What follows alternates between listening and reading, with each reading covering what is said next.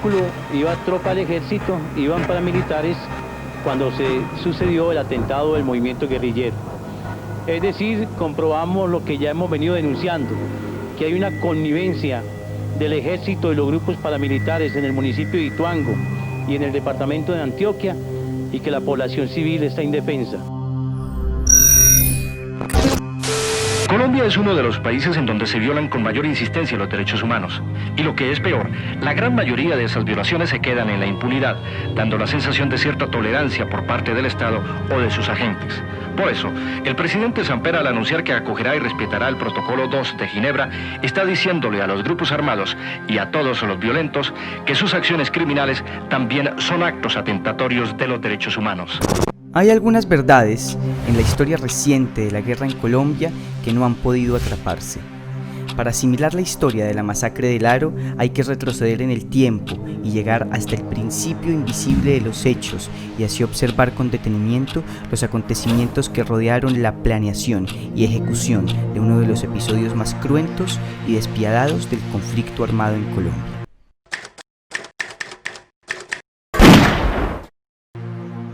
Antes de entrar al Aro, lanzaremos la mirada hasta 1994, cuando Ernesto Samper Pizano, entonces candidato a la presidencia por el Partido Liberal, fue elegido con 3.733.336 votos como el jefe de Estado de Colombia.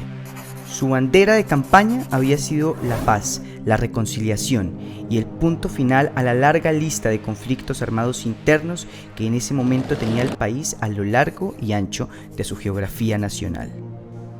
Bueno, Ernesto Samper Pizano, de origen liberal, él llega a la presidencia de la República luego de haber estado en ANIF, en la Asociación Nacional de Instituciones Financieras, con un pensamiento bastante liberal frente al tema de lo económico, con una apuesta también de entendimiento del conflicto en Colombia, proclive, digamos, a comprenderlo en su complejidad y con una inclinación a que su trámite debiera ser de una manera dialogada y de una manera, digamos, política.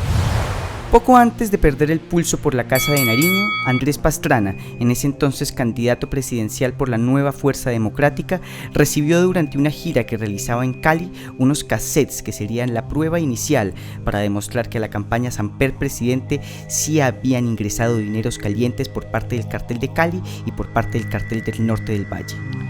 Y al otro día de que Samper ganó los comicios, Pastrana entregó esos cassettes a César Gaviria Trujillo, entonces presidente de Colombia. Me lo vas a hacer, ¿no? Sí, yo. Donde gane Samper, al otro ya tiene el cambio. ¿Ah? Donde gane Samper, al otro ya le hago el cambio. Donde gane Samper me tiene que dar... No. Donde gane Samper, al otro ya le hago el cambio. Yo no sé entre... Y así, la narcofinanciación de la campaña presidencial de Ernesto Samper se convertiría en uno de los mayores escándalos de la historia política de Colombia, que se le conoce desde entonces como el Proceso 8000. Según la Fiscalía, el cartel de Cali y el cartel del Norte del Valle lograron introducir aportes que superaron los 4.000 millones de pesos a la campaña de Samper. Pero no obstante, todo ese diseño de gobierno se viene abajo muy temprano en su sostenibilidad política, producto de lo que se conoce como el Proceso 8000.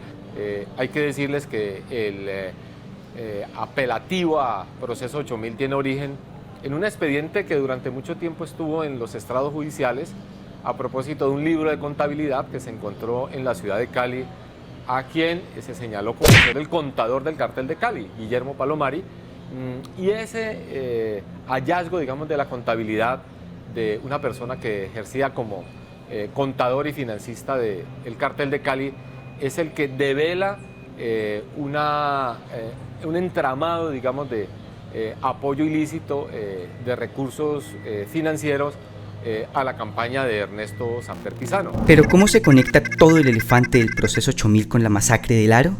La falta de legitimidad y de credibilidad de Samper frente a los distintos círculos políticos, medios de comunicación de Colombia y frente a la comunidad internacional hicieron que el entonces presidente perdiera capacidad de gobierno y gran parte de su capital político a lo largo de su cuatrienio lo utilizó para defenderse y tratar de salir de la sombra espesa que produjo en su gobierno el pesado Proceso 8000.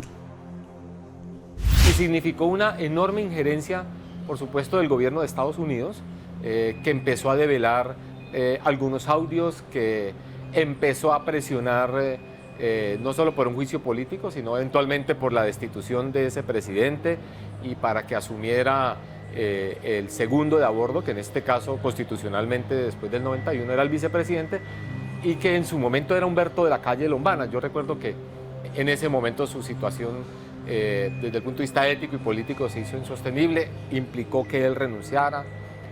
Fue un momento también, un gobierno donde una persona de enorme ascendencia en el ámbito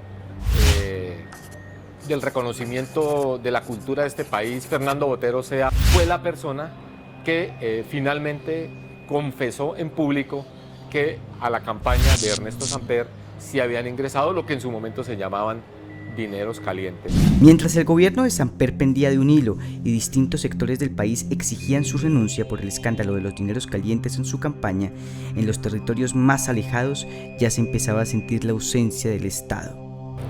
Yo creo que en general la debilidad política del gobierno de Ernesto Samper y esa desconexión, digamos, con la tarea de gobierno por estar defendiéndose, pues tuvo implicaciones también en la estrategia de seguridad, de manejo del orden público.